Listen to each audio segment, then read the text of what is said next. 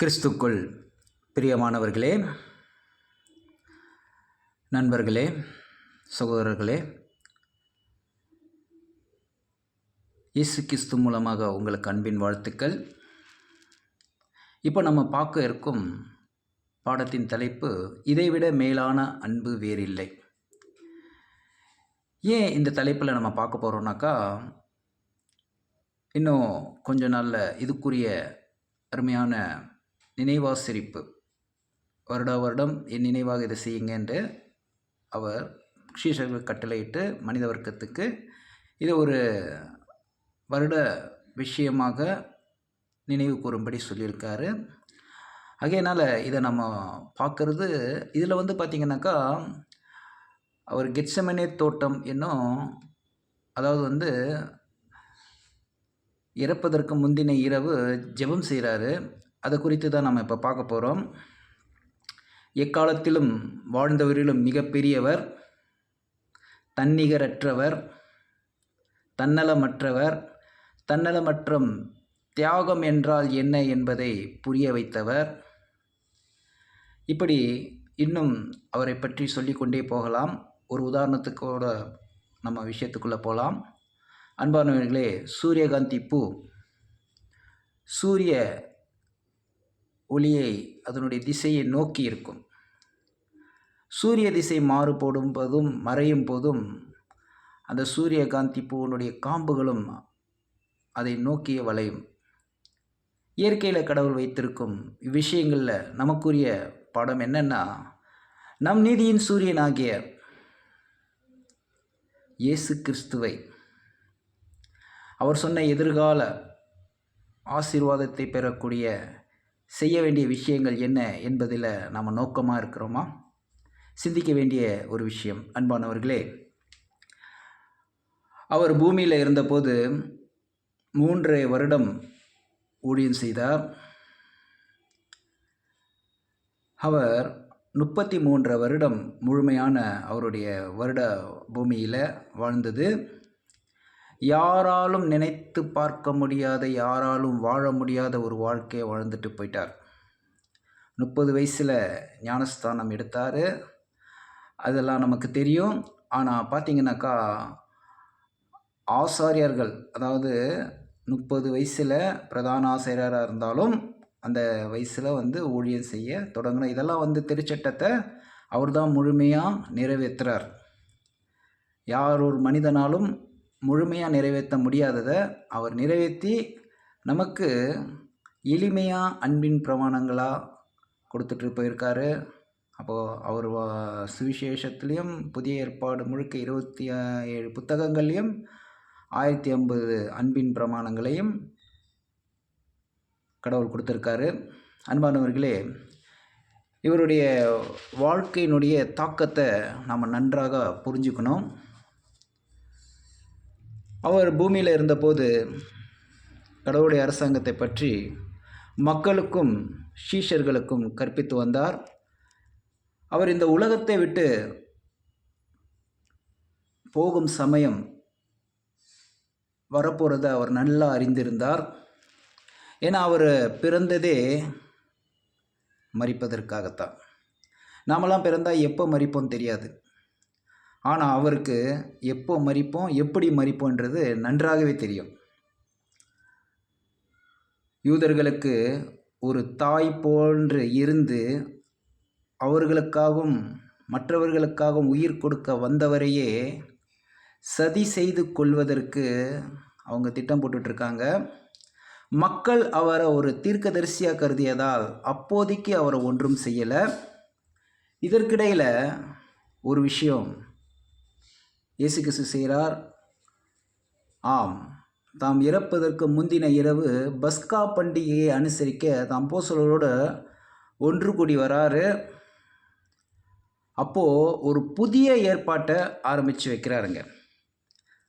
அதை தான் இந்த படத்தில் நீங்கள் பார்க்குறீங்க. அந்த புதிய ஏற்பாடு என்ன என்றால், ஆண்டவரின் நினைவு அனுசரிப்பு பஸ்கா இரவு விருந்துங்க. இந்த இரவு விருந்தில் அவர் ஒரு அருமையான ஒரு விஷயத்தை செய்கிறாரு. அதாவது இதை வருடா வருடம் நினைவு கூறுங்க என்று அவருக்காக அந்த தன்னலமற்ற தியாகி கேட்டதே இது தாங்க. இப்போ இது கூட பார்த்திங்கன்னா நம்ம வருடா வருடம் செய்யும்போது அவர் சொன்னபடி நடந்துக்கும்போது ஆசீர்வாதங்கள் எதிர்காலத்திலையும் இப்போதைக்கும் அவருடைய விருப்பமாக இருந்தாலும் அது கூட மற்றவர்களுடைய நன்மையை கருத்தில் கொண்டு தான் அவருடைய விருப்பமும் இருக்குது. என்ன ஒரு அருமையான நமக்கு ஆண்டவர் இப்படி ஒரு ஏற்பாடை செஞ்சிருக்கார் என்றதை நினச்சி பார்க்கும்போது சந்தோஷமான விஷயமா இருக்கு இல்லையா? அப்போது வாசிக்கலாம் நம்ம லூக்கா 22:19.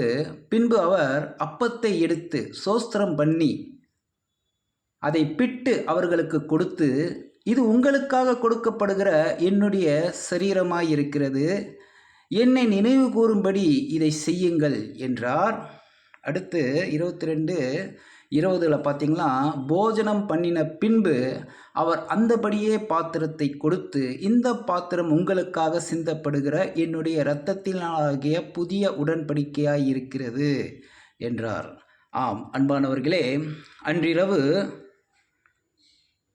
பார்த்தீங்கன்னாக்கா ஆண்டவர் இறப்பதற்கு முந்தின இரவு,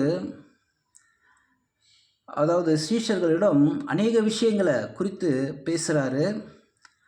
அன்றைக்கு இரவில் அவர் ஒரு முக்கியமான கட்டளையை கொடுக்குறாரு. அது என்னென்னா, தன்னலமற்ற அன்பை காட்டும்படி. அதை தான் நீங்கள் இந்த வசனத்தில் இப்போ பார்க்க போகிறீங்க. இல்லை நமக்கு பரிச்சயமான வசனம் தான் இது. யோவான் 13:35 நீங்கள் ஒருவரில் ஒருவர் அன்புள்ளவர்களாய் இருந்தால் அதனால் நீங்கள் என்னுடைய சீஷர்கள் என்று எல்லோரும் அறிந்து கொள்வார்கள் என்றார். அன்பானவர்களே, இந்த வசனத்தில் நம்ம பார்க்க போகிற விஷயம் என்னன்னாக்கா, இந்த 2வது வார்த்தை வருது பாருங்கள், அன்புள்ளவர்களாய் இருந்தால். அது ஒரு கமாவோட ஒரு கேள்வியோடையும் நிற்கிது இல்லைங்களா? இப்போது அன்புள்ளவர்களாய் இருந்தால் என்றால் என்னங்க? அப்போது ஆண்டவர் இயேசு என்ன சொல்ல வராரு என்றதை நம்ம புரிஞ்சுக்கணும் இல்லைங்களா? அப்போது அன்புனாக்கா கொடுக்கல் வாங்குற மாதிரி அன்பு பரிமாற்றத்தை பற்றி பேசுகிறாரா, இல்லை உலகத்தார் சொல்கிற மாதிரி அன்பை உணர்த்துவதும் உணர்ந்து கொள்வதும் இதன் அடிப்படையில் சொல்கிறாரா, இல்லை இதனுடைய உண்மையான புரிதல் என்னவாக இருக்கும், என்ன சொல்ல வராரு? இது ஆழமாக நம்ம தியானித்து உணரக்கூடிய ஒரு விஷயங்க. எப்படின்னு பார்த்தீங்கன்னாக்கா, இப்போ நம்மக்கிட்ட ஒரு போதுமான அளவுக்கு பணம் இருக்குதுன்னு வச்சுக்கோங்களேன். யாராவது ஹோட்டலில் ஒரு குறிப்பிட்ட ஜனங்கள் வராங்க. அப்போது வந்து பார்த்திங்கன்னா அவங்களாம் சாப்பிட்டு அப்புறம் சில உதவிகள் தேவைப்படுது. அப்போ நம்ம கையில் அந்த போதுமான காசுங்க நம்ம என்ன பண்ணுவோம், கொடுத்துருவோம். அப்போது நம்மக்கிட்ட இருக்குது, கொடுக்கணுன்ற மனசும் இருக்குது, ஆனால் கொடுத்துருவோம். ஆனால் நம்மக்கிட்ட இதில் வந்து பார்த்திங்கனாக்கா நம்ம எல்லாருக்கிட்டையும் அன்பு காட்டணுன்ற விருப்பம் இருக்குது. ஆனால் இப்போ எப்படி நம்ம கொடுக்கணும், பணம் கொடுக்கணும் இருக்கு, பணம் இல்லைன்னா எப்படி இருக்கும்? ஸோ நம்ம விருப்பம் இருந்தால் கூட அது செயல்பட முடியாது இல்லையா?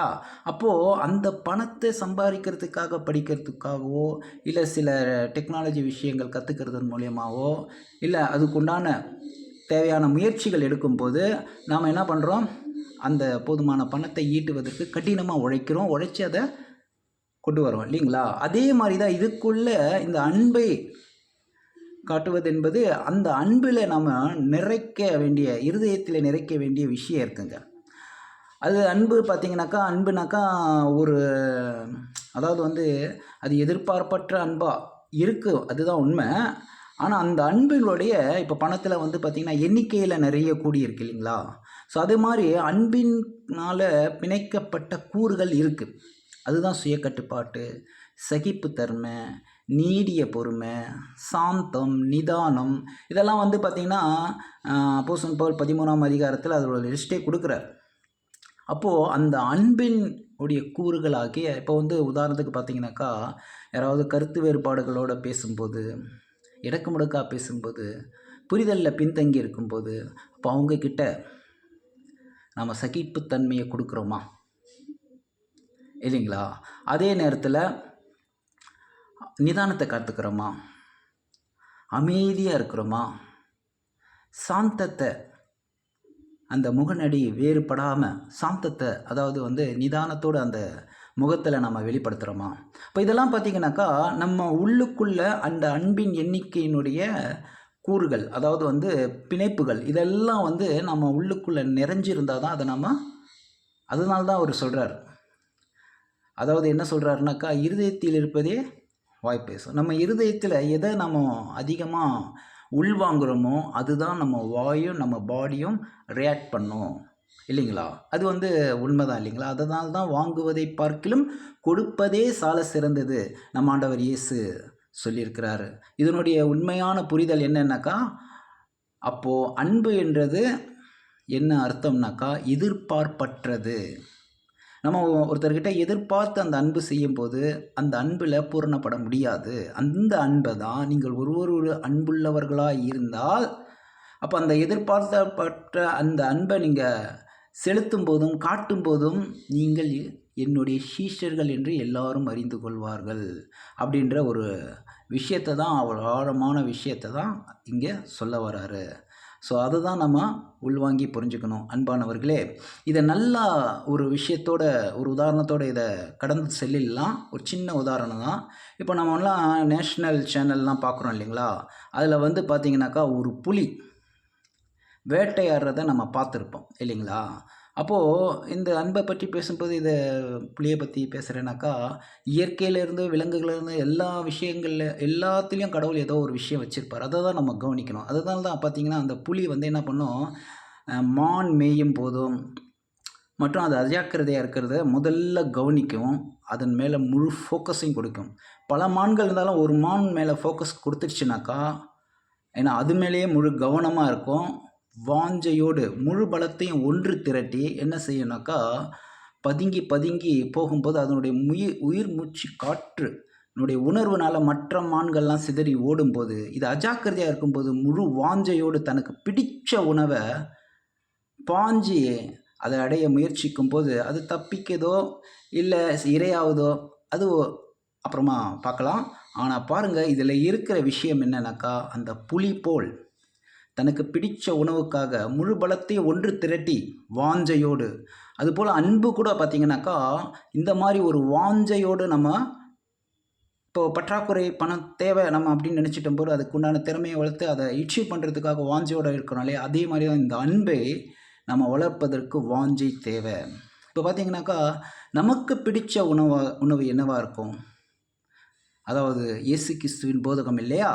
அப்போது அந்த போதகத்தில் நாம் முழு கவனம் செலுத்தி முழு பலத்தையும், அதாவது வந்து நேரம் முக்கியமான விஷயங்களுக்கு, அதாவது அவசியமானது இது மாதிரின்ற எல்லா விஷயத்துக்கும் முதலிடம் கொடுத்து அவருடைய போதகத்தை அந்த அந்த பிடிச்ச உணவுக்காக வாஞ்சையோடு நாம் உள்வாங்கிறோமா என்றது தாங்க இந்த அன்பினுடைய முழு சாரம்சமும். அப்போது நமக்கு அன்பு காட்டணுன்ற விருப்பம் இருந்தால் மட்டும் பத்தாது, வாஞ்சை இருக்கணும். இதை தான் இதில் வர ஆழமான கருத்து. சரி, இப்போ நம்ம அடுத்த விஷயத்துக்கு போகலாம். இப்போ பார்த்திங்கன்னா, இப்போ கெத்செமனே தோட்டத்தில் வரப்போகிறாங்க. விரைவில் நடக்க இருக்கும் சோகமான சம்பவங்கள், காரியங்கள் கண்டு அவங்க மனம் தளராமல் இருக்கிறதுக்கு அவர்களை உற்சாகமூட்டும் விதத்தில் அவங்களுக்காக ஊக்கமாக ஜெபம் செய்கிறாரு. அவங்க அனைவரும் ஒன்று சேர்ந்து பிதாவாகிய தேவனை போற்றி புகழ்ந்து பாடிய பிறகு கெத்செமனே தோட்டத்துக்கு புறப்பட்டு போகிறாங்க. இப்போ நம்ம இதில் பார்க்க வேண்டிய பாட விஷயம் என்னன்னு பார்த்தீங்கன்னாக்கா, ஆண்டவர் இயேசு கிறிஸ்து கெத்செமனே தோட்டத்தில் கடும் துயரத்தோடு 3 தடவை ஜெபிக்கிறத பற்றி தான் இப்போ நம்ம இதனுடைய பாடத்தின் சாராம்சத்தை நம்ம பார்க்க போகிறோம். அன்பானவர்களே, உங்கள் கவனத்தை செலுத்தும்படி கேட்டுக்கிறேன்.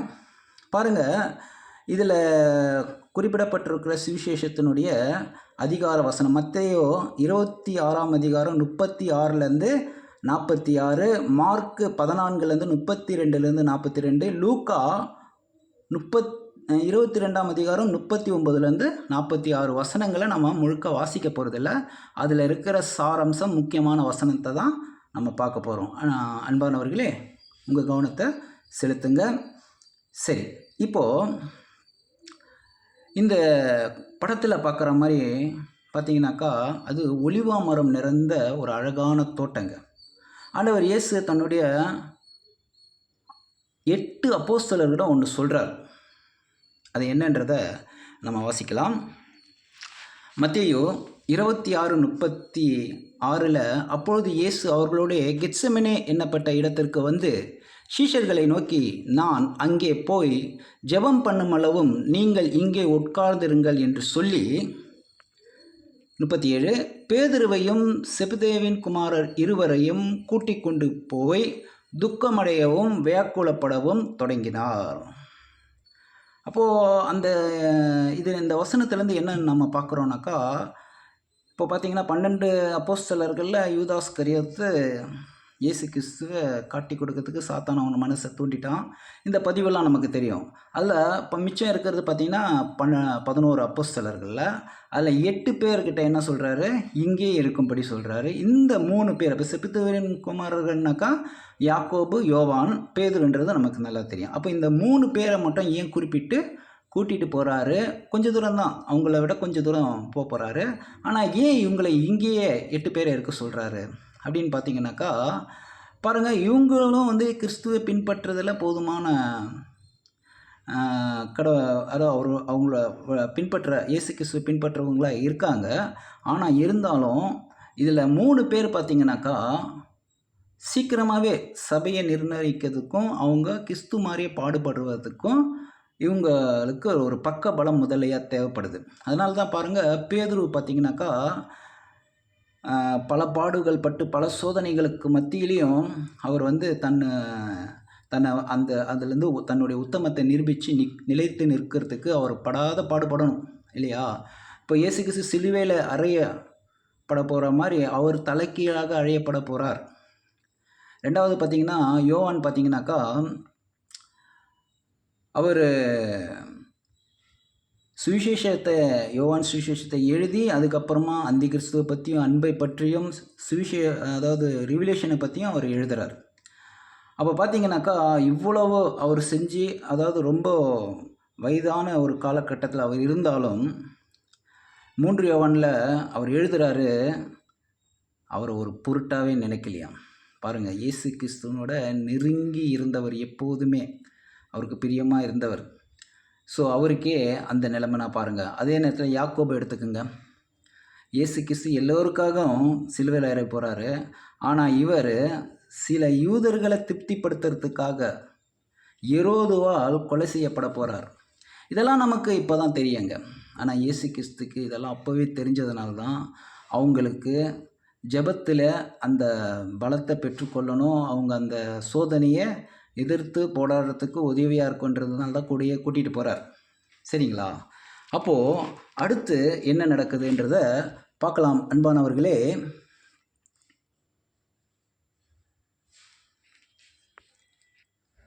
பாருங்கள், அப்பொழுது மத்தேயு 26:38 அப்பொழுது அவர், என் ஆத்துமா மரணத்துக்கு ஏதுவான துக்கம் கொண்டிருக்கிறது, நீங்கள் இங்கேயே தங்கி என்னோட கூட விழித்திருங்கள் என்று சொல்லி 39 சற்று அப்புறம் போய் முகம் குப்புற விழுந்து, என் பிதாவே, இந்த பாத்திரம் என்னை விட்டு நீங்க கூடுமானால் நீங்கும்படி செய்யும், ஆகிலும் என் சித்தத்தின்படி அல்ல உம்முடைய சித்தத்தின்படியே ஆக கடவுது என்று ஜெபம் பண்ணினாருங்க. அப்போ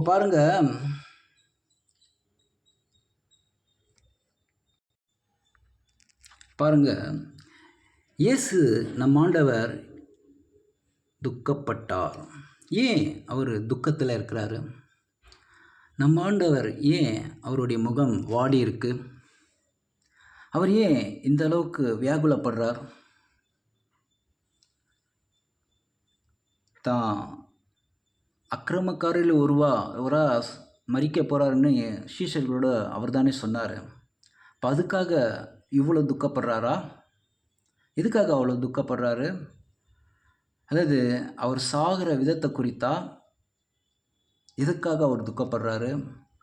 ரோமர்கள் ஆட்களை எப்படியெல்லாம் சித்திரவதை செய்து சிலுவையில் அணுவாக கொள்ளுவாங்கன்றத பரலோகத்திலிருந்து பார்த்துருக்கார். இதற்காக வியாகுலப்படுறார்? இல்லவே இல்லைங்க. அவருடைய தேவ பலம் அவரை விட்டு போயிடுச்சு. அப்போது ஏதோ ஒரு காரணத்துக்காக கடவுள் அவருடைய அதனாலும் சகிச்சுப்பார். கடவுளுடைய பலம், ஏன்னா எல்லாமே அவருடைய பிதாவின் சித்தப்படியே தான் நடக்கட்டும்ன்ட்டு சொல்கிறாரு. இப்போ அவருக்கு ஒரு சுய தீர்மானங்கள் கூட வந்துடுச்சு. ஆனால் கடவுள் முழுக்க என்ன பண்ணிடுறாரு, அவர் தனியாக முழுக்க அவருடைய தீர்மானத்தில் அவருடைய சித்தம் நிறைவேறதை பற்றி கவனிக்கிறாரு. அப்போது அதுக்காக அந்த சித்தம் நிறைவேறதுக்காக சரியான முறையில் அவர் வழிநடத்துவதற்கு அவர் என்ன கேட்குறாருனாக்கா, எதை ஒன்றாலும் சகிக்க முடியும், ஆனால் ஒன்றை குறித்து அவர் ரொம்ப வேக்குலப்படுறாரு. அதுதான் என்னன்னு பார்த்தீங்கன்னாக்கா, ஓர் இகழத்தக்க படுமோசமான தேவதூஷண குற்றவாளியாக அவர் மரணிப்பது அவருடைய பிதாவின் பெயருக்கு அவதூறு கொண்டு வரும் என்பதை குறித்து கவலைப்படுவதால் அவர் கடும் துயரத்தில் இருக்கிறாருங்க.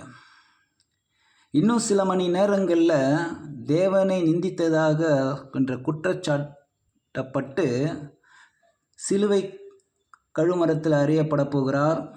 இதுதான் அவரை மிகுதியாக கலக்கமடைய வேதனை அடைய செய்கிறதுங்க. அந்த சூழ்நிலையில் கூட பார்த்திங்கனாக்கா, வெகு நேரம் ஜெபித்து திரும்பி 3 அப்போஸ்தலர்களும் தூங்கிக்கிட்டு இருக்கிறத பார்க்குறாரு. இப்போது கவனிங்க, இப்போ அவர் எந்த ஒரு ஒரு ஒரு இக்கட்டான நிலையில் அவர் என்ன முழுக்க பிதாவுடைய விருப்பத்தை நிறைவேற்றக்கூடிய காலகட்டத்தை அவர் நெருங்கி தீர்க்கதரிசனங்கள்லாம் நிறைவேறக்கூடியதாக இருக்குது. இப்போ இதெல்லாம் அவர் கருத்தில் கொண்டு அதே நேரத்தில் பிதாவுனுடைய பேரை துஷித்ததாகவும் என்ற குற்றச்சாட்டோடு அவர் மன்னிப்பது எவ்வளவு ஒரு வேதனையான ஒரு கஷ்டமான சூழலில் அவருக்கு துணையாக இருக்கிறதுக்கு பதிலாக தூங்கிட்டு இருக்காங்க. ஸோ அப்போ கூட கேட்குறாரு பேதுருவிடம், நீங்கள் 1 மணி நேரமாவது என்னுடைய கூட விழித்திருக்கக்கூடாதா? நீங்கள் சோதனைக்கு இணங்கி விடாதபடிக்கு விழித்திருந்து. அப்போது எதுக்காக சொல்கிறாருனாக்கா, ஒருத்தருக்கு துணையாக தான், பரவாயில்ல, நீங்களாவது சோதனைக்கு உட்படாதபடி நீங்கள் விழித்திருக்கக்கூடாதா அப்படின்ட்டு ஒரு கேள்வி கேட்குறாரு. அப்போது கவனிங்க, விழிப்புணர்வு என்பது எப்போதும் எல்லா சமயத்திலும் ஜாக்கிரதையாக இருந்து பேசுவதிலும் செயல்படுவதிலையும் அவேர்னஸ்ங்க. இந்த விழிப்பாக இருப்பது என்ன வேணும்னாலும் நடக்கலாம். அதனால் ஜெபம் பண்ணுங்க அப்படின்றத இந்த எப்போதும் எல்லா சமயத்திலையும் என்றத அடிக்கடிக்கு வேதவசனத்தில் மேற்கோள் காட்டுவார். அப்போது ஆண்டவர் என்ன சொல்கிறேன்னா, அதிக நேரமாகி விட்டது தான் உணர்றாரு. அதே நேரத்தில் அவங்க மாம்ச பலவீன அழுத்தத்தின் கீழே இருக்கிறத அறிந்து கொண்டு என்ன சொல்கிறாரு, என்னதான் மாம்ச பல அழுத்தத்தின் கீழே அவங்க இருந்தாலும் 3 வருடமாக கிளிப்பிள்ளைக்கு சொல்கிற மாதிரி சொல்லி இப்போது 1 மணி நேரம் கூட தாக்க பிடிக்காத அளவுக்கு இருக்கிறாங்களே, இப்படி இருக்கிறாங்களே நொந்துக்கிறதுக்கு பதிலாக அவர் என்ன சொல்கிறாரு பாருங்கள். என்ன சொல்கிறாருன்னா, ஆவியோ உற்சாகமானது, மாம்சமோ பலவீனமானது. பிறகு அவர் மறுபடியும் 2வது தடவை போய், இந்த பாத்திரம் நீங்குவதென்றால் நீங்கி போடும், ஆனால் என் சித்தத்தின்படி அல்ல, உம்முடைய சித்தத்தின்படியே செய்யும் என்று ஜெபம் செய்கிறாரு. அவர் மறுபடியும் திரும்பி பார்க்கும்போது அப்போஸ்தலர்கள் 3 பேரும் தூங்கிக்கிட்டு இருக்காங்க. சோதனைக்கு இணங்கி விடாதபடி ஜெபம் செய்ய வேண்டிய நேரத்தில் ஜெபம் செய்யாததால் ஆண்டவர் இயேசு அதை சுட்டி காட்டிய போது அவங்க எதுவுமே சொல்ல முடியலங்க. காரணம் பார்த்திங்கனாக்கா, ஆண்டவர் செய்ய முடியாததை செய்ய சொல்லலைங்க. அதுக்கு அவங்க அஜாக்கிரதை தான் காரணம். வாசிக்கலாம் நம்ம மார்க்கு 14:40 பார்த்திங்கனாக்கா, அவர் திரும்பி வந்தபோது அவர்கள் மறுபடியும் நித்திரை பண்ணுகிறதை கண்டார். அவர்களுடைய கண்கள் மிகுந்த நித்திரை மயக்கம் அடைந்திருந்தபடியால் தங்கள் மறுமொழியாக அவருக்கு சொல்வது என்னதென்றே அறியாதிருந்தாங்க. பாருங்க, சீஷர்கள் தூங்குகிற விஷயத்தில் நமக்கு ஒரு பாடம் இருக்குங்க. என்னது? வேத வாக்கியங்களில் உள்ள ஆலோசனையை அசட்டை பண்ணக்கூடாதுங்க. அதுதான் இப்பதிவு நமக்கு புரிய வைக்குது இல்லைங்களா? சரி, இறுதியில் 3வது முறையாக என்ன பண்ணுறாரு, இந்த படத்தில் பார்க்குற மாதிரி ஆழ்ந்து ஜெபிக்க ஆண்டவர் ஏறக்குறைய கொஞ்சம் தூரம் முகங்குப்புற மண்டியிட்டு பலத்த மன அழுத்தத்தோடு கண்ணீரோடு வேதனையோடு அவர் ஜெபிக்கிறார். ஒரு குற்றவாளியைப் போல, அதுவும் தேவனை துஷித்ததாக என்ற குற்றச்சாட்டோடு தான் மரிப்பது அவர் விரும்பலைங்க. அந்த தூஷணத்தை தவிர்த்து மரிக்க அவர் தயாராக இருந்தார். அதனால் அவர் அந்த நியாயமான கோரிக்கைகளை பிதாவுக்கு முன்னாடி கொண்டு வந்து வைக்கிறாரு. அந்த கோரிக்கையை நினைத்து பாருங்க. ஆண்டவர் பிதாவாகிய தேவனை குறித்து யாராவது தவறாக பேசினா அவருக்கு கோபம் வருங்க. அப்போது வேதவசனம் சொல்லுது, கோபப்படுகிறவன் தேவனுடைய திட்டத்தை நிறைவேற்ற முடியாது அப்படின்ற ஒரு வேதவசனம் இருக்குது. அப்போது கடவுளுடைய விருப்பத்துக்கு செயல்பட முடியாது. அப்போது பிதாவினுடைய பெயருக்கு களங்கம் ஏற்படுத்துகிற மாதிரி அவங்க அநேக துஷண வார்த்தைகளை சொல்லுவாங்க. ஆனால் அவரை பற்றி சொன்னாலும் சரி, ஆனால் அவர் தாங்கிக்குப்பார். ஆனால் பிதாவை பற்றி சொல்லும்போது, ஏன்னா ஒரு தீர்க்கதரிசனமாக சொல்லப்பட்டிருக்கு, உங்கள் அக்கிரமங்களை அவர் பொறுக்க மாட்டார். அப்போ பார்த்தீங்களா, அக்கிரமங்களை பொறுக்க மாட்டார். அவரை அக்கிரமக்காரர் ஒருவராக குற்றச்சாட்டி சிலுவையில் அலைய போகிறாங்க. பாருங்க, இப்படி ரொம்பவே இது ஒரு நியாயமான கோரிக்கையாக இருந்தாலும் கடவுள்கிட்ட அவர் உருக்கமாக ரொம்பவே வேதனைப்படுகிறார். இருந்த போதிலும் விடாமல் தொடர்ந்து ஜெபிக்கிறார். ஜெபங்களை தேவன் கேட்டுக்கொண்டிருக்கிறாரு. கேட்டுட்டு இருக்கிறாருன்றது நமக்கும் தெரியும், அவருக்கும் தெரியும். தேவன் ஜெபத்திற்கு பதில் கொடுத்தாரா என்றது தாங்க ஒரு கேள்வி இல்லைங்களா? ஒரு கட்டத்தில் யாவே தேவன் தேவதூதரை அனுப்பி உற்சாகமூட்டும் விதத்தில் அவரை பலப்படுத்தினாரே தவிர நேரடியான பதில் எதுவும் தரலைங்க. அப்போது அதற்கு பிறகும் ஆண்டவர் இயேசு தன் பிதாவிடம் மன்றாடுவதை நிறுத்தவே இல்லைங்க. தொடர்ந்து ஜெபிக்கிறார். தேவ சித்தம்,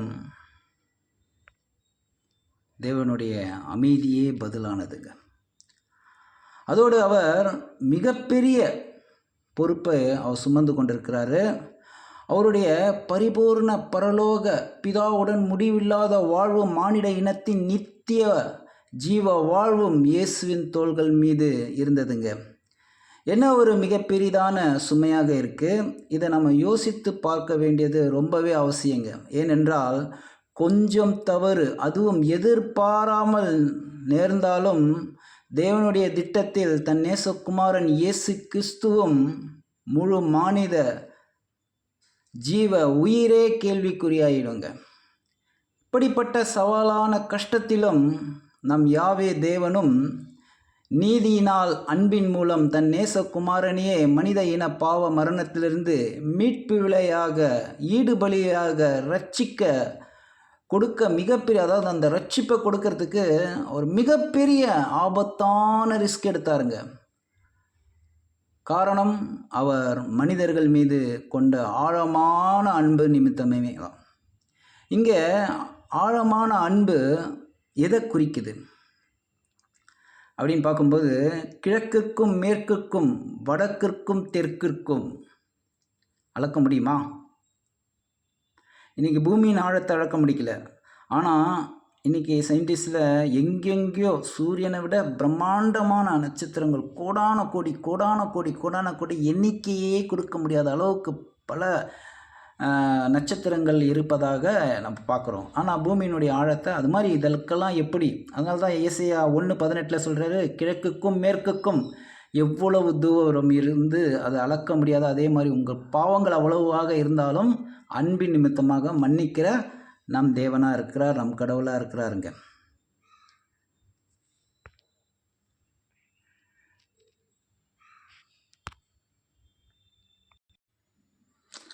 ஆண்டவர் இயேசு எந்த பதிலும் வராததை கீழ்ப்படிதலோடு இந்த பாத்திரம் என்னை விட்டு நீங்க கூடுமானால் நீங்கட்டும் என்று 3வது தடவை அவர் ஜெபிக்கிறாரு. ஆனால் என் சித்தத்தின்படி அல்ல, உம்முடைய சித்தத்தின்படியே என்றார். இயேசு கிறிஸ்து கீழ்ப்படிதலோடு தம்முடைய சித்தத்தை பிதாவாகிய கடவுளுடைய யாவே சித்தத்திற்கு கீழ்ப்படுத்துகிறாருங்க. உணர்ச்சி சம்பந்தப்பட்ட அழுத்தம் மிக பெரிதாக இருக்கிறது. நித்திய ஜீவ வாழ்வும் ஆபத்தில் இருக்கிறது. பெரிய பிரச்சனைக்குரிய கஷ்டமான எதிர்காலமும் உட்பட்டிருக்கு. அவர் தாங்க முடியாத மனவேதனையால் தவிக்கிறாருங்க. ஆகையால் ஆண்டவர் இயேசு தொடர்ந்து இன்னும் அதிகமாக ஊக்கமாக ஜெபிக்கிறார். அவர் சொல்ல முடியாத உணர்ச்சியால் அவருடைய வேர்வை இரத்தத்தின் பெருந்துளிகளாய் தரையில் விழுது. வாசிக்கலாம் நம்ம லூக்கா 22:44. அவர் மிகவும் வியாகுலப்பட்டு அதிக ஊக்கத்தோடு ஜெபம் பண்ணினார். அவருடைய வேர்வை இரத்தத்தின் பெருந்துளிகளாய் தரையில் விழுந்தது. இப்போ இந்த வசனத்தில் நம்ம இரத்தத்தின் பெருந்துளிகளாய் விழுந்தது என்றதை நம்ம ஒரு கேள்வியோடு சிந்திக்கலாம். இயேசு கிறிஸ்துவின் வேர்வை துளிகள் எப்படி இரத்த துளிகள் ஆனது என்றது தாங்க கேள்வி, இல்லைங்களா? அப்போது இந்த பதிவை எழுதின மருத்துவரான லூக்கா விளக்கலைங்க இதை குறித்து. ஆனால் இன்றைய நவீன மருத்துவ விஞ்ஞானம் விளக்குதுங்க. The journal of the American medicals association என்ற ஆங்கில புத்தகத்தில் டாக்டர் வில்லியம் டி எட்வர்ட்ஸ் இவ்வாறு கருத்து சொல்லியிருக்கிறார். இரத்த வேர்வை வருவதற்கு வாய்ப்பு இருக்கிறது என்றும், ஆனால் இது ரொம்பவே அபூர்வம் என்றும் அவர் சொல்கிறார். அதிகமான உயர்ந்த உணர்ச்சி சம்பந்தப்பட்ட ஒருவர், அதுவும் பயங்கரமான மனவேதனையில் இருக்கும்போது, அவருடைய உடலில் இருக்கிற மெல்லிய இரத்த குழாய்கள் உடைந்து வேர்வையோடு இரத்தம் கலந்துவிடும். அப்போது அவருடைய வேர்வை இரத்த துளிகளாக மாறி இருக்கும் என்று அவர் விளக்குகிறார். ஆண்டவர் இயேசு கிறிஸ்து இரத்த சிந்துதலோடு மனித வர்க்கம் ரட்சிக்கப்பட நாம் இரட்சகர் தன்னையே மீட்கும் விலையாக கொடுத்துட்டாருங்க. எப்படின்னு பார்த்தீங்கன்னா, ஒரு அடிமை முழு உரிமையும் பறிக்கப்பட்ட நிலையில் விலைக்கு வாங்கியவன் இஷ்டத்துக்கு கொலை செய்யப்படுவது போல். புரியுதுங்களா? இது பார்த்தீங்கன்னாக்கா, இது எப்படின்னு பார்த்தீங்கன்னா, அதுக்கு முன்னாடி நம்ம ஒரு வசனத்தை வாசிக்கலாம். அது என்னன்றதை பார்க்கலாம். எபிரேயர் 5:7. அவர் மாம்சத்தில் இருந்த நாட்களில் தம்மை மரணத்தினின்று ரட்சிக்க வல்லமை உள்ளவரை நோக்கி பலத்த சத்தத்தோடு கண்ணீரோடு விண்ணப்பம் பண்ணி வேண்டுதல் செய்து தமக்கு உண்டான பயபக்தி நிமித்தம் கேட்கப்பட்டு. எபிரேயர் 5:9. தாம் பூரணமான பின்பு தமக்கு கீழ்ப்படுகிற யாவரும் நித்திய ரட்சிப்பை அடைவதற்கு காரணராகி. இந்த அடிமைத்தனமான ஒரு கீழ்ப்படிதலான அதாவது அந்த கீழான நிலைமைக்கு போகிறதுக்கு காரணம் இன்னொரு இதை வலியுறுத்துகிற மாதிரி ஒரு சின்ன விஷயம் கவனிச்சோங்கனாக்கா, அரேபிய நாட்டிலலாம் பார்த்திங்கனாக்கா அடிமை வாங்கிறதுல ரொம்ப ஃபேமஸ். ஒரு கிட்டத்தட்ட ஒரு 2-3 நூற்றாண்டுக்கு முன்னாடி. அப்போ பார்த்திங்கனாக்கா அங்கே அடிமையை வாங்கும்போது என்ன பண்ணுவாங்கனாக்கா 3 கேள்வி கேட்பாங்க. ரொம்ப பிரமாதமான கேள்வியெல்லாம் கிடையாது. ஆனால் அதுக்கு அந்த அடிமை சொல்கிற பதில் தான் எக்ஸ்ட்ரானரிங்க. பார்த்தீங்கன்னாக்கா, உன் பேர் என்ன கேட்பாங்க. அப்போ அந்த அடிமை சொல்லுவான், எனக்கு ஏது பேர், நீங்கள் என்ன சொல்லி கூப்பிட்றீங்களோ அதுதான் எனக்கு பேர்.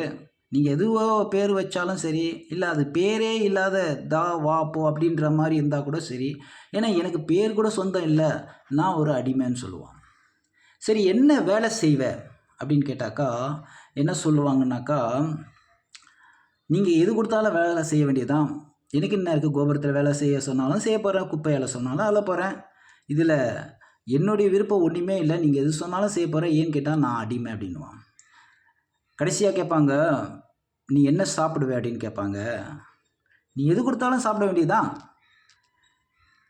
மிச்ச மீதியை கொடுத்தாலும் சாப்பிட வேண்டியதான், இல்லை எதுவுமே கொடுக்காம பட்டினி போட்டு சாகடித்தாலும் சாக வேண்டியதான், ஏன்னா நான் ஒரு அடிமை, எனக்குன்ட்டு எதுவுமே இல்லை அப்படின்ட்டு அந்த பதில் மூலயமா தான் அவனை வந்து ஏலத்தில் எடுத்து எழுதி முத்திரை போட்டு வாங்கிடுவாங்க. அப்போது இந்த மாதிரி ஒரு நிலைமைக்கு போயிட்டார். இப்போ உதாரணத்துக்கு இன்னொரு உதாரணம் கூட பார்த்தீங்கன்னாக்கா, இதை ஏன் நம்ம புரிஞ்சுக்கணுன்னாக்கா, இயேசு கிறிஸ்துவினுடைய தியாகம் எப்பேற்பட்டதுனாக்கா, ஒரு நாட்டுகளில் போகணும். அங்கே பார்த்தீங்கன்னாக்கா ஒருத்தரை கூட்டிகிட்டு போய், அப்பாப்பா அவங்க மூடு நல்லா இல்லைனாலே எதையுமே கேட்க மாட்டாங்க. நல்ல மூடில் இருந்தாலே எதையும் கேட்க மாட்டாங்க. ஆனால் அவங்களுக்கு மூடு சரியில்லைனாக்கா என்ன பண்ணுவாங்கனாக்கா, கேட்கலனா கூட பரவாயில்ல, கேட்காம விட்டால் கூட பரவாயில்ல, உன்னை கூப்பிட்டு வச்சு அடிப்பாங்க அப்படின்றாங்க. 3வது பார்த்தீங்கன்னாக்கா, நீ சொல்லும்போது அவங்களுக்கு கோபம் வந்தால் கொலையே செஞ்சுடுவாங்க. இப்போது இந்த பார்த்தீங்கன்னாக்கா நல்ல மூடில் இருந்தாலே எதுவும் கேட்க மாட்டாங்க. அப்படியே அவங்களுக்கு கேட்டு கோபம் வந்துச்சுனாக்கா, அதாவது நல்ல மூடில் இல்லைனாக்கா அடிப்பாங்க, கோபம் வந்துச்சுன்னா கொலையை செஞ்சுடுவாங்க. அப்போது இந்த மாதிரி ஒரு நபருக்காக ஒரு நல்ல விஷயங்களை கொண்டு போய் சேர்த்து தன்னுடைய உயிரை கொடுக்கறதுக்கு யாராவது ரெடியாக இருப்பாங்களா? ஸோ அதுபோல தான் யூத ரபிமார்கள்லாம் மற்றும் மக்களை எல்லாம் திசை திருப்பி இந்த மாதிரி ஒரு சூழலில் தான் கொண்டு வந்து இயேசு கிறிஸ்துவை நிறுத்துகிறாங்க. அப்போது தன்னை அவர் முழுமையாக ஒப்பு கொடுக்குறாருங்க. அதுதான் மத்தேயு 20:28 அப்படியே மனுஷகுமாரனும் ஊழியம் கொள்ளும்படி வராமல் ஊழியம் செய்யவும் அநேகரை மீட்கும் பொருளாக தம்முடைய ஜீவனை கொடுக்கவும் வந்தார் என்றார். அப்போ பார்த்தீங்கன்னாக்கா இந்த மீட்கும் பொருளாக ஜீவனை கொடுக்க வந்தார் அப்படின்னும் போது இதனுடைய ரொம்ப முக்கியமான ப்ராசஸ் என்னன்னு பார்த்தீங்கன்னாக்கா, நாம் பரிபூர்ணமாக மரணம் இல்லாத ஒரு வாழ்க்கையை தான் கடவுள் நமக்கு கொடுத்தாரு. ஸோ அந்த நம்ம ஆதி பெற்றோர்கள் செய்த தவறுனால இன்றைக்கி நோய் மரணம் எல்லாருக்கும் கடத்தப்பட்டிருக்கு. அப்போ அவர் கீழ்ப்படியாததுனால, கடவுள் பேச்சை நிராகரித்ததுனால, அப்போது படைக்காதவன் சொன்ன அந்த சொல் புத்தியை நம்பி மோசம் போய் இந்த ஒரு நிலைமைக்கு அவங்க செஞ்ச தப்புக்காக இன்றைக்கி நாம் என்ன பண்ணுறோம், நோய்வாய்ப்படுறோம், மரணம் அடைகிறோம் இல்லையா? அப்போது ஒருத்தர் அதை கீழ்ப்படியாததுனால எப்படி எல்லாருக்குமே பாதிக்கப்பட்டு இன்றைய நாள் வரைக்கும் நம்ம நோய் மனவேதனையும் பல கஷ்டங்களை அனுபவித்து சாகுறோம் இல்லைங்களா? அப்போ ஒருத்தனால் இது வந்தது, ஒரே ஒருத்தர், அதுவும் பரிபூர்ணமானவர், அணுவணுவாக சித்திரவதை பண்ணி அவரை கொன்னா கூட அவரால் உத்தமத்தை நிரூபிக்க முடியும் அப்படின்றத முழு அடிமையான முறையில் அவரை நடத்தினா கூட, அடிமட்ட முறையில் நடத்தினா கூட அவர் கடவுளுக்கு கீழ்ப்படிந்து காட்டி எப்படி அவருடைய ஒரே கீழ்ப்படிதல்னால எல்லா மனித வர்க்கமும் ரட்சிக்கப்படும். எப்படி ஒருத்தனால் எல்லாரும் நோய்வாய்ப்பட்டு மரணம் அடைகிறாங்களோ அதே மாதிரி ஒருத்தருடைய இயேசு கிறிஸ்துவனுடைய முழுமையான மீட்பு பலி கீழ்ப்படிதல் மூலியமா மனித வர்க்கம் இந்த ஆசீர்வாதத்தை பெற்றுக்கொள்வதற்காக தாங்க அவர் மறைச்சார். அதனால தான் கிபிக்கு முன் கிபிக்கு பின் ஒரு சரித்திரமே அவரை குறித்து பேசிகிட்டு இருக்கு. ஏன்னா மனித மீட்பு ரட்சிப்புக்காக எதிர்கால திட்டம் யாராலையும் எதுவுமே சொல்ல முடியாத ஒரு விஷயத்துக்காக அவர் தன்னுடைய உயிரை விட்டுருக்காருங்க.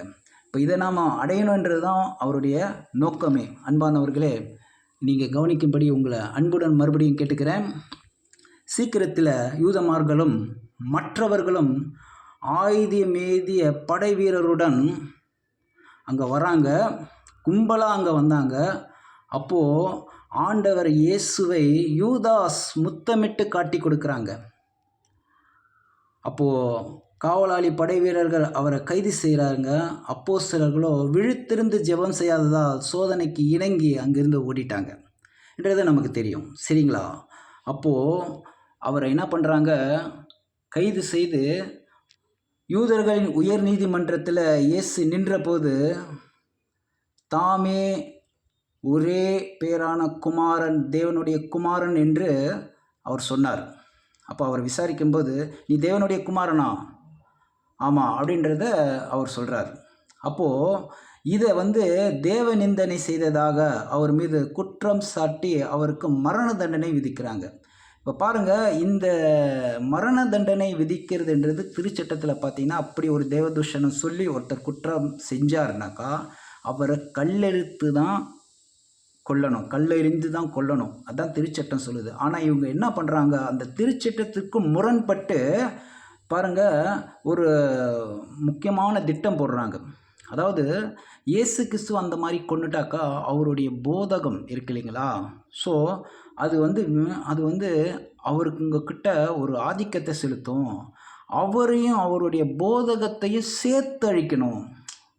சூடு தெரியாம. இப்போ பார்த்தீங்கன்னாக்கா, இப்போ சிலுவை மரணம் என்றது வந்து பார்த்தீங்கன்னாக்கா, ஒரு அவமானமானது.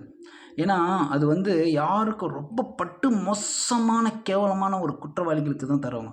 அந்த மாரி ஒருத்தர் மரணிக்கும்போது, அவர குறித்து அவருடைய நல்ல போதங்கள பத்தி பேச முடியாது இல்லையா? ஏன்னா, அந்த குற்றம் பெரியதாக அது பொய் குற்றமா இருந்தாலும், அது வந்து தான் முன்னாடி நிக்கிறனால யாரும் அத கேட்க மாட்டாங்க.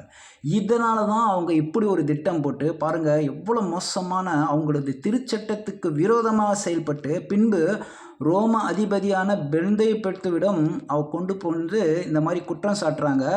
சிலுவையில மறிக்கணும் அப்படின்ட்டு. அவரும் வந்து என்ன அப்படி ஒரு பெருசா குற்றம் செஞ்சுட்டாருன்னு விசாரிச்சு பார்க்குறாரு.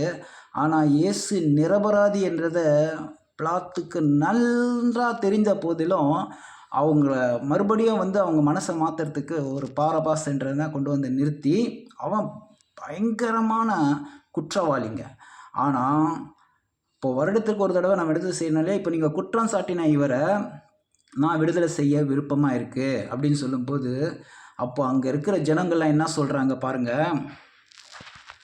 பாருங்க, இயேசுவை கொலை செய்யும்படியும் அதே நேரத்தில் அவங்க இருக்கிற ரவிமார்களும் மக்களை தூண்டி விட்டு கோஷம் எழுப்பி மக்களுமே அவரை ஒப்படைக்கிற அளவுக்கு சத்தம் போட்டு அவரை கொலை செய், பாரபாசை விடுதலை செய் அப்படின்ற ஒரு கூக்குரல் இடுறாங்க பாருங்க. இந்த மாதிரி ஒரு சூழலில் தான் பிலாத்து என்ன பண்ணுறாரு, இவரை நான் விசாரித்ததுலேருந்து இவர் ஒரு குற்றமும் செய்யாத நிரபராதியாக இருக்கிறாரு. ஆனால் உங்களுடைய கருத்து வேறுபாடுகளால் இவரை குறை செய்ய இந்த விஷயங்களை நீங்கள் சிக்க வச்சிட்டீங்க. இந்த மாதிரி ஒரு மனிதருடைய பாவத்திற்கு நான் சம்பந்தம் இல்லை, எனக்கும் இதுக்கு எந்த சம்பந்தம் இல்லை, நீங்களே பார்த்துக்கங்க அப்படின்னு சொல்லிட்டு கை கழுவிடுறார். அப்போ பாருங்கள், அதை தான் இந்த படத்தில் நீங்கள் பார்க்குறீங்க. பாருங்கள், எது நடந்தாலும் அவர் தமது பிதாவின் சித்தத்திற்கே தன் மனதை ஊட்டிட்டாருங்க. என்ன நடந்தாலும் இப்போது அவரை வந்து அந்த சிலுவையில் அறையப்படும் போது எப்படியெல்லாம் கொடுமைப்படுத்துவாங்க, என்னவெல்லாம் செய்வாங்க அப்படின்றது நமக்கு தெரியும். ஆனால் பாருங்கள், காலமெல்லாம் நாம் மகிழ்ச்சியாக இருப்பதற்கு ஒரே முக்கிய வழி கடவுள் மீது அன்பு வைப்பதே என்பதை புரிய வைக்க பாருங்கள் சிலுவை சித்திரவதையை சகித்தாருங்க. அப்போது பாருங்கள், ஒரு பரிபூர்ண மனிதன் இந்த அளவுக்கெல்லாம் சித்திரவதை பண்ணி கொல்லப்பட்டு தான் நீதியை நிலம் நாட்ட முடியுமா அப்படின்னு பார்த்தீங்கன்னாக்கா, ஆதாமும் ஏவாளும் கீழ்ப்படிந்து நடப்பதற்கு தேவையான அன்பு இவ்வளோ கஷ்டமான சோதனையாக இல்லைங்க. என்ற போதிலும் அவங்க வளர்த்து கொள்ள தவறியதும் அந்த உன்னதமான அன்பை முழுமையாக தன்னை தாழ்த்தி காட்டிய ஆண்டவர் இயேசு கிறிஸ்து தாங்க. அப்போ பார்த்தீங்கன்னாக்கா, அவர் ஏன் இந்த மாதிரி அணுவாக சித்திரவதை செஞ்சு ரத்தம் வெளியேற முடியாத அளவுக்கு பார்த்தீங்கன்னாக்கா அடித்து, அதாவது ஒரு கொடூரமான முறையில் அவர் ஏன் இப்படி இறந்தாருனாக்கா, கோடான கோடி ஆதாம் மூலியமாக பிறந்த எத்தனையோ பேருடைய பாவங்கள், அதே மாதிரி கோடான கோடி பிறக்க இருக்கும் இன்னும் எத்தனையோ பேருடைய குற்றங்களை எல்லாம் ஒட்டுமொத்தமாக அவரே சுமந்து தண்டனையை அனுபவிச்சாருங்க. அதை தான் நம்ம வந்து பிலிப்பியர் 2:8 அவர் மனுஷ ரூபமாய் காணப்பட்டு மரணம் பரியந்தும், அதாவது சிலுவையின் மரணம் பரியந்தமும் கீழ்ப்படிந்தவராகி தம்மை தாமே தாழ்த்தினாருங்க. இப்போது இதுக்கு என்ன சொல்கிறதுன்ட்டே நமக்கு புரியல இல்லைங்களா? அதுதான் பாருங்கள், தேவன் மீதுள்ள அன்பும் சக மனிதர்கள் மீதுள்ள அன்பும் ஒன்றுக்கொன்று சம்பந்தப்பட்டிருக்குங்க. பாருங்க, இது எப்பேற்பட்ட ஒரு அன்பாக இருக்குது பாருங்க. இப்போது அவர் வந்து பார்த்தீங்கன்னாக்கா கடவுள்கிட்ட உருக்கமாக வேண்டுறாரு. ஆனால் கடவுள் என்ன பண்ணுறாரு, அந்த ஒரு விருப்பத்தை கூட, ஏன்னா அவருடைய சித்தமே என்னன்னாக்கா முழுக்க அவரை நொறுக்க சித்தமாயிட்டார். ஸோ அதனால தான் என்ன பண்ணுறாரு, பதிலே கொடுக்கல. ஆனால் பாருங்கள், தேவன் தன் இயேசு மீது வைத்திருந்த அன்பும் இயேசு தேவன் மீது வைத்துள்ள அன்பும், அப்போது 2 அன்புமே அப்படியே மக்கள் பக்கம், அதாவது தேவன் மீது மட்டும் அவர் அன்பு வைத்து முழுமையாக சகிக்கல, மக்கள் மீதுள்ள அன்பும் சக மனிதர் மீதுள்ள அன்பும் ஒன்றுக்கொன்று சம்பந்தப்பட்டிருக்கா அப்படின்றத விளக்கத்துக்கு தான் ஒரு வசனம் பாருங்க. 1 யோவான் 4:20 தேவனிடத்தில் அன்பு கூறுகிறேன் என்று ஒருவன் சொல்லியும் தன் சகோதரனை பகைத்தால் அவன் பொய்யன். தான் கண்ட சகோதரிடத்தில் அன்பு கூறாமல் இருக்கிறவன் தான் காணாத தேவனிடத்தில் எப்படி அன்பு கூறுவான்? பிரியமானவர்களே கௌரிங்க.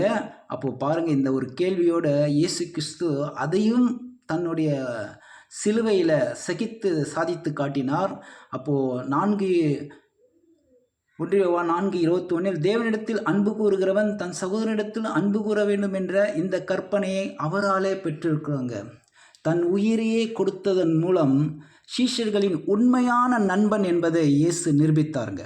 அவர் சொன்னது போலவே தமக்கு சீக்கிரத்தில் வரப்போகும் சோதனைகளை குறித்து பலமுறை சீஷர்களிடம் சொல்லி அவர்களை தயார்படுத்தினாருங்க. ஆண்டவர் இயேசு கேலி செய்யப்பட்டார், முகத்தில் துப்பப்பட்டார், முட்சாட்டையால் அடிக்கப்பட்டார். அப்போது அந்த முட்சாட்டையால் அடிக்கிறதுனாக்கா அந்த முள், அதாவது அந்த எலும்பை கூர்மையாக்கி அந்த சாட்டை வளையாத அளவுக்கு 3 பகுதியில் வைப்பாங்க. அது ஃபோர்ஸில் தூக்கி அடிக்கும் போதுங்க, அது அப்படியே சதையை பீச்சிட்டு வரத்துக்கு முன்னாடி அந்த எலும்பை ஃப்ராக்சர் பண்ணிடும். அதாவது அந்த எலும்பையே சிதைச்சிடும். அப்போது எலும்பில் தான் ரத்தம் உற்பத்தி ஆகிறது.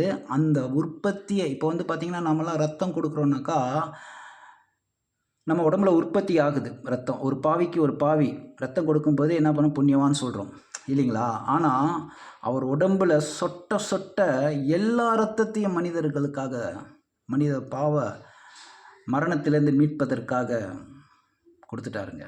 ஸோ அப்பேற்பட்ட, அதாவது அது மட்டுமா அவமானம், துப்பப்பட்டு, கோலால் அடிக்கப்பட்டு, கன்னத்தினால் அறையப்பட்டு, இப்போது கடைசியில் சொல்ல முடியாத அளவுக்கு கொலை செஞ்சாங்க இல்லைங்களா? அப்போது அந்த 3 ஆணியில் வச்சு அவர் அடிக்கிறாங்க.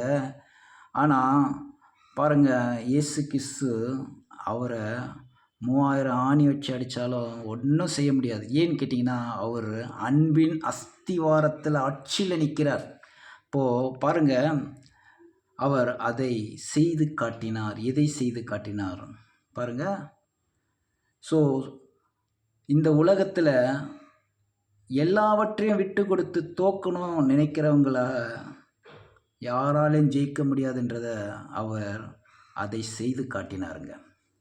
அப்போது கடைசி வரைக்கும் அவர் உத்தமமாய் நிலைத்திருந்தார். இன்னொரு காரணம் என்ன என்றதை பார்க்கும்போது பாருங்கள், இன்னொரு காரணம் சாத்தானின் ஆதரவற்ற குற்றச்சாட்டை முடிவுக்கு கொண்டு வர்றதுக்கு தாங்க. சாத்தானின் பொய்யான குற்றச்சாட்டு ஜனங்க, அதாவது மனிதர்கள் சுயநலத்துக்கு காரணமாக தான் தேவனை வழிபடுறாங்க என்ற ஒரு குற்றச்சாட்டையும் அவர் முறிக்கிறாருங்க. அதுதான் யோவான் 15 ஒருவன் தன் சிநேகருக்காக தன் ஜீவனை கொடுக்கிற அன்பிலும் அதிகமான அன்பு ஒருவரிடத்திலும் இல்லை. இப்போது எதற்காக அவர் இவ்வளவும் செஞ்சாருனாக்கா, இப்போது தன் நண்பர்களுக்காக, அதாவது சீஷர்களுக்காக, நமக்காக, மக்களுக்காக கொடுக்குற ஜீவனிலும் அதிகமான அன்பில்லை நிரூபிச்சிட்டாரு. அதே நேரத்தில் பார்த்தீங்கன்னா நம்ம ஆண்டவர் ஏன் இவ்வளோ பாடுகள் அனுபவித்து சாகணும்?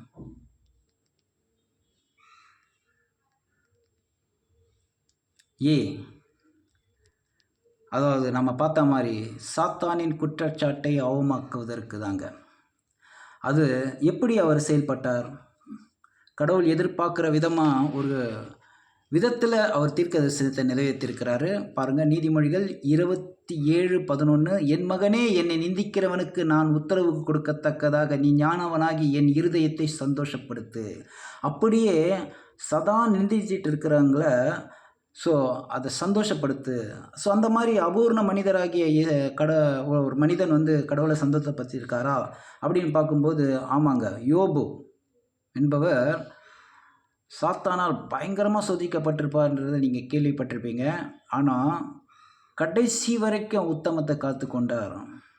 ஆனால் அவர் புரிதலில் கடவுள் தான் தனக்கு அந்த கஷ்டங்கள்லாம் கொடுத்தார் என்ற ஒரு புரிதலில் தான் அவர் நினைச்சாரே தவிர மற்றபடி அவர் வார்த்தையாலோ செயலாலோ ஒரு தவறையும் செய்யவில்லை. அப்போது பாருங்கள், ஒரு அபூர்ண மனிதனே பாருங்கள், சாத்தான், அதாவது சாத்தான் கர்த்தருக்கு பிரதியுத்தரமாக தோலுக்கு பதிலாக தோலையும் தன் ஜீவனுக்கு பதிலாக தனக்கு உண்டான எல்லாவற்றையும் மனுஷன் கொடுத்து விடுவான். யோபு 2:5. ஆனாலும் நீர் உம்முடைய கையை நீட்டி அவன் எலும்பையும் அவன் மாம்சத்தையும் தொடுவீரானால் அப்பொழுது அவன் உமது முகத்துக்கு எதிரே உம்மை தூஷிக்கிறானோ பாரும் என்றான். பாருங்க, இந்த மாதிரி ஒரு அபூர்ண மனிதரே இதை நிரூபித்து தன்னுடைய உத்தமத்தை காட்டியிருக்கிறாருன்னா, பரிபூர்ண மனிதராகிய நம் ஆண்டவர் இயேசு கிறிஸ்து எந்த அளவுக்கு தன் பரிபூர்ண உயிர் சொட்ட எல்லாமே, அதாவது அந்த அந்த அதாவது அந்த பிரதான ஆசாரியர் பலி செலுத்துகிற மாதிரி, அதாவது சர்வங்க தகனம் வழி தன்னை முழுமையாக ஒப்படைச்சாருங்க. ஸோ எல்லாவற்றை விட பிதாவாகிய பேர் மீது குவிக்கப்பட்ட எல்லா பொய் களங்கத்தையும் துடைத்தறிக்க ஆண்டவர் இயேசு விரும்பினார். நீதிக்காக துன்பப்படுவதை மிகப்பெரிய ஒரு பாக்கியமாக தம் உத்தமமாய் இருந்து பிதாவாகிய தேவனின் மகத்தான பெயரை பரிசுத்தப்படுத்த அவர் எப்படியெல்லாம் செயல்படணுன்றதை அவர் நல்லா அறிஞ்சிருந்தாருங்க. அது மட்டுமா, தம் உயிரையே அர்ப்பணிக்க ஆண்டவர் இயேசுவுக்கு மற்றொரு காரணம் மனிதர்கள் மீது அவர் வைத்திருந்த அன்பு தாங்க. அது இன்றல்ல நேற்றல்ல, மனிதர்கள் படைக்கப்பட்ட காலத்திலிருந்தே இந்த அன்பு அவருக்குள் வேறு விட்டு இருந்ததுங்க. பூமிக்கு வருவதற்கு வெகு காலத்திற்கு முன்பே மனிதர்கள் மேல் சந்தோஷம் பட்டு பிரியம் வைத்தேன் என்று அவரை குறித்து பைபிள் சொல்லுதுங்க. நமக்கும் தேவனுக்கும் சமாதானத்தை உண்டு பண்ணுவதற்கு. இரண்டாவது காரணம் பார்த்தீங்கன்னாக்கா, அவருக்கும் நமக்கும் கடவுளுக்கும் ஒரு சமாதானம். ஏன்னா நம்ம கடவுளை நேரடியாக, ஏன்னா இயேசு கிறிஸ்து மூலியமாக இப்போ நம்ம எது கேட்டாலும் அது அந்த விண்ணப்பத்தை கடவுள் கேட்குறார் என்ற ஒரு சமாதானத்தை கொண்டு வந்திருக்காரு என்றதை நம்ம பார்க்குறோம். அன்பானவர்களே, இதை நீங்கள் கவனத்தில் கொள்ளுங்கள். அதே நேரத்தில் பாருங்கள், ஏசாயா 53:5 உம்முடைய மீறுதல் நம்முடைய மீறுதல்கள் நிமித்தம், பார்த்தீங்களா, அவர் காயப்பட்டு நம்முடைய அக்கிரங்களின் நிமித்தம் அவர் நொறுக்கப்பட்டார், நமக்கு சமாதானத்தை உண்டு பண்ணும் ஆக்கினை அவர் மேல் வந்தது, அவருடைய தழும்புகளால் நாம் குணமாகறோங்க. எப்படி சொல்லலாம் பாருங்கள். சோதிக்கப்படுகிறவர்களுக்கு உதவி செய்வதற்கு ஆண்டவர் இயேசு மக்களை நேசித்தாருங்க என்பது அவர் பூமியில் இருந்தபோது தெளிவாக தெரிஞ்சது இல்லையா? எல்லா மனிதர்கள் மீதும், குறிப்பாக சீஷர்கள் மீது பல வழிகளில் அவர் அன்பு வைத்து கிபி 33ஆம் வருடம் நீசான் 14ஆம் தேதி அன்று நமக்காக தம் உயிரையே மனமோந்து கொடுத்ததை நாம் வருடம் இதை நினைவு கூறும்படி அவர் கேட்டதன் பேரில் நாம் எவ்வளவு ஒரு விசுவாசத்திலையும் நம்பிக்கையிலையும் மற்றும் ஆசீர்வாதத்தையும் பெற்றுக்கொள்ளணும் என்ற அவருடைய நோக்கத்தை அவர் நிறைவேற்றுறாரு. அதனால் அவராலே சோதிக்கப்பட்டு பாடுபட்டதினாலே எபிரேயர் 2:18 சோதிக்கப்பட்டு பாடுபட்டதினாலே அவர் சோதிக்கப்படுகிறவர்களுக்கு உதவி செய்ய வல்லவராக இருக்கிறார். அப்போ இந்த மாதிரி ஒரு சோதனையில் நம்ம நமக்கு உதவி செய்ய நம்மளும் இந்த அளவுக்கு சோதனை இருக்க மாட்டோம். நமக்குரிய பலத்துக்குரிய சோதனையிலையும் அவர் நம்ம தனியாக்கப்பட போகிறதில்ல. அதை தான் இங்கே சொல்கிறாரு.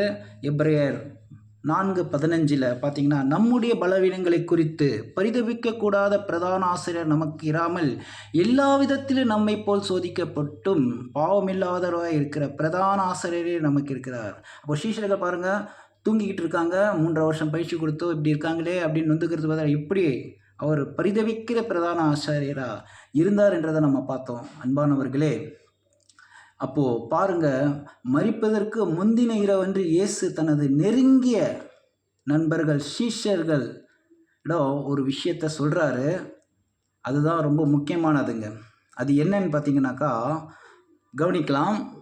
ஒரு கட்டளையை கொடுக்கிறார், பழைய கட்டளையோடு சேர்த்து புதிய கட்டளையும் சேர்த்து கொடுக்கிறார். அதுதான் இந்த அளவுக்கு தியாகம் செய்ய அவரை தூண்டியது என்ன என்பதை நம்ம ஒரு கேள்வியோட, அதே நேரத்தில் அந்த கேள்வியினுடைய நோக்கம் என்னவென்றால், நாம் என்னன்னாக்கா பிதாவுனுடைய பேர் பரிசுத்தப்படணும் அப்படின்றதுக்காக அவர் பட்ட பாடுகள் மூலயமா நீங்கள் ஜெபம் பண்ண வேண்டிய மத்தேயு 6:9 ஜெபம் பண்ணிய விடமாவது பரலமண்டலத்தில் இருக்கிற எங்கள் பிதாவே உம்முடைய நாமம் பரிசுத்தப்படுவதாக. அதே போல் நாமும் இந்த மாதிரி பரிசுத்தமான கடவுளுடைய காரியங்களில் முழு கவனம் செலுத்தி அவர் மூலமாக நம்ம உதவி பெற்றுக்கொள்ளவும், அதே நேரத்தில் நீதிமொழிகள் 30 நம்மேல அவர் வைத்துள்ள அன்பு பாருங்கள் எப்பேற்பட்டது. நான் அவர் அருகே செல்ல பிள்ளையாக இருந்தேன் பிதாவிடம், நித்தம் அவருடைய மகிழ்ச்சியாக இருந்து எப்பொழுதும் அவர் சமூகத்தில் களி கூர்ந்தேன். அது மாதிரி அவர் பூமியில் இருந்து அந்த மகிழ்ச்சி நிமித்தமாக உத்தமத்தை காத்துக்கிட்டாரு. அதே நேரத்தில் பாருங்கள், இந்த அவருடைய பூ உலகத்தில் 31 பார்த்தீங்கன்னா, சந்தோஷப்பட்டு மனுமக்களுடனே மகிழ்ந்து கொண்டிருந்தேன். அப்போ பாருங்கள், மனிதர்கள் மீது அவர் வைத்துள்ள அன்பு இந்த பழைய ஏற்பாட்டையும் புதிய ஏற்பாட்டையும் ஒன்றிணைக்கிறார். அதாவது அதுதான் பாருங்கள், அவர் நம்மீது வைத்திருக்கும் அன்பை வெளிப்படுத்த இதைவிட சிறந்த வழி வேறு எதுவுமே இருக்க முடியாது. அப்போது திருச்சட்டத்தை ஒன்றால் கூட நிறைவேற்ற முடியாத ஒரு சூழலில், அதாவது 613 கட்டளைகள், ஸோ அதில் 10 பிரதானமானது, அவற்றில் 1 தவறு நேர்ந்தால் கூட முழுசாக கடைப்பிடிக்காததாக அர்த்தமாயிடும். அப்போ தான் அவர் அந்த அன்பின் பிரமாணத்தை கொண்டு வந்து பழைய கட்டையோட புதிய கட்டையோடு சேர்த்து இணைத்து இந்த மாதிரி ஒரு பிரமாணங்களை, அதாவது அன்பின் பிரமாணங்களாக கொடுத்து, ஸோ கடைசியாக அவர் சொல்கிறாரு, நானே நல்ல மேய்ப்பன். யோவான் 10:11 நல்ல மேய்ப்பன் ஆடுகளுக்காக தன் ஜீவனையே கொடுக்குறான். அதே மாதிரி கொடுத்தாருங்களா? இல்லைங்களா? பாருங்க, அதே மாதிரி அணுவணுவா அவருடைய உயிரையே நமக்காக மனித வர்க்கத்தின் மீது கடவுள் மீது வைத்த அன்பையும், அதை ஒட்டுமொத்தமாக மனிதர்கள் மீது கடவுள் மூலயமா, கடவுளையும் நம்மீது வைத்த அன்பு மூலயமா இவங்க இருவரும் மனித வர்க்கத்தின் மீது காட்டிய அன்புக்கு வார்த்தைகளே இல்லைங்க. இத்தகைய அன்பை காட்ட நமக்கு கட்டளையிடப்பட்டுள்ளது. எப்படி இத்தகைய அன்பை காட்ட எப்படி கட்டளையிடப்பட்டிருக்கு? அதுதாங்க. அப்போது நிறைவேற்ற முடியாததை நிறைவேற்றிருக்கிறார். லேவியராகமம் 19:18 பழிக்கு பழி வாங்காமலும் உன் ஜனபுத்திரர் மேல் பொறாமை கொள்ளாமலும் உன்னில் நீ அன்பு கூறுவது போல் பிறனிலும் அன்பு கூறுவாயாக, நான் கர்த்தர். அப்போ இயேசு கிறிஸ்து பாருங்கள், அவருக்கு எல்லா மகிமையும் கனமும் எல்லாமே இருந்தது. அவர் இவ்வளோ கஷ்டப்பட வேண்டிய அவசியமே இல்லை. ஆனால் அவர் மட்டும் தனித்து இருந்தால் அவர் மீது மட்டுமே அது அன்பு உள்ளதாக இருக்கும். அப்போ கடவுளுடைய கட்டளை என்ன? பிறனிலும் அன்பு கூறுவாயாக. அப்போது நம்மை போல, ஸோ அவருடைய ஆதியாகமம் 1:26 நம்மை போல் நமது சாயல நமது ரூபத்திலும் மனிதனை உருவாக்குமா அப்படின்னு சொல்லும்போது, அப்போது அந்த முதல் படைப்பாக இருந்த நாம எல்லாம் அவர் நமக்கு மூத்தவராக இருக்கிறார். நம்மளை மீட்பதற்கும் நம் மீது அன்பு காட்டுவதற்கு அவர் காரணராக இருக்கிறாரு. அதை தான் நம்ம வசனங்களை படித்தோம். அப்போது முடிவான கட்டளையாக என்ன கொடுக்குறாருன்னா, யோவான் 13:34 நீங்கள் ஒருவர் அன்புள்ளவர்களாய் இருங்கள், நான் உங்களில் அன்பாய் இருந்தது போல் நீங்களும் ஒருவர் அன்புள்ளவர்களாய் இருங்கள் என்ற புதிய கட்டளை உங்களுக்கு கொடுக்கிறேன் என்று சொல்கிறாருங்க. அதுபோல் நாமும் மற்றவரிடம் அன்பு காட்டுவதற்கு மட்டுமல்ல, நம் சகோதர நண்பர்களுக்கு உயிரையே கொடுக்க நாம் கடமைப்பட்டிருக்கிறோம் என்ற ஒரு வாக்குறுதியோடு பாருங்கள், கடவுளுடைய அன்பு, தேவனுடைய அகப்பே அன்பிற்கு எதுவுமே நிகர் இல்லைங்க. பாருங்கள், அகப்பே அன்பு என்றால் என்ன? ஸோ பழைய ஏற்பாட்டு கிரேக்க வேதமுகம், புதிய ஏற்பாட்டு, பழைய ஏற்பாட்டு ஹீப்ரு வேர்டில் இல்லைங்களா, புதிய ஏற்பாடு கிரேக்க வேர்டில். அப்போது புதிய ஏற்பாட்டில் 3 அன்பை பற்றி குறிப்பிடுகிறது. ஒரு அன்பு பற்றி தான் பழைய ஏற்பாட்டில் குறிக்கப்பட்டிருக்கு. இப்போ பார்த்தீங்கன்னாக்கா பார்த்தீங்கன்னாக்கா ஃபைலியா என்ற அகப்பே அன்பு. இது கடவுளுக்கு ஒரு நிகரான, ஒரு மனிதர்கள் புரிந்து கொள்ளும் விதத்தில் அப்பாற்பட்டு புரிந்து கொண்டு இணைக்கக்கூடிய அகப்பே அன்பு. அப்போது அந்த படிநிலையில் அந்த மாதிரி அன்பை கடவுள் நமக்கு காட்டியிருக்காரு.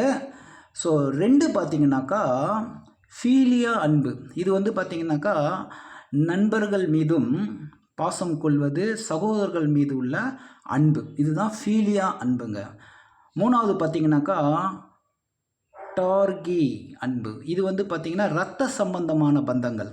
இப்போது பார்த்திங்கனாக்கா சகோதரர்களுக்குள்ள, அதாவது வந்து கூட பிறந்த சகோதரர்கள், இது மாதிரி இரத்த பந்த உறவினர்கள்லாம் இருக்காங்க இல்லையா, அவங்களுக்குள்ளே இருக்கக்கூடிய அன்பு பிளவுபடும் என்றது தான் 2 தீமோத்தேயு 3ஆம் அதிகாரம் 2லேருந்து 5 வசனங்கள். பார்த்திங்கனாக்கா 19 வகையான கேரக்டர் இருக்கு இல்லைங்களா, இந்த 19 வகையான கேரக்டரும் உலகத்திலேயும் இருப்பாங்க, குடும்பத்திலேயும் இருப்பாங்க, மற்றும் சபையிலே இருப்பாங்க. அதனால் நாம் எப்பேற்பட்ட ஒரு நோக்குநிலை கொண்டு இருக்கிறோம், அதை தான் வந்து பழைய ஏற்பாட்டில் பார்த்தீங்கன்னா ரோமர்லேருந்து யூதா வரைக்கும் நம்முடைய செலெக்ஷன், நாம் கிறிஸ்துவ பண்புகள், குணாதிசயங்கள், அன்பில் எப்படி இருக்கிறோம் என்றதை அது நமக்கு கண்ணாடி மாதிரி காட்டுது. ஸோ அதையும் நம்ம படித்து கொள்ளணும். லாஸ்ட்டாக பார்த்திங்கனாக்கா ஹீராஸ் அன்புங்க. இந்த ஹீராஸ் அன்பு பார்த்திங்கனாக்கா ஒரு கணவன் மனைவிக்குள்ளே இருக்கக்கூடிய ஒரு ஒரு ஒரு காதல் உணர்வுங்க. அதாவது வந்து அவங்களுக்குரிய மனநிலையிலையும் உடல் ரீதியிலையும் அன்பு பரிமாறுறது. இது வந்து பார்த்திங்கனாக்கா இந்த ஹீராஸ் அன்பு கணவன் மனைவிக்குரிய நீதிமொழிகள் 5:15 20 மற்றும் உன்னத பாட்டுலேயும் இது இருக்குங்க. இதை நீங்கள் எடுத்து பாருங்கள் அன்பானவர்களே. இதை வந்து இதோட கிறிஸ்துவையும் கடவுளையும் யாவே தேவனோடு இந்த ஹீராஸ் அன்போடு இணைத்து பேசக்கூடாது.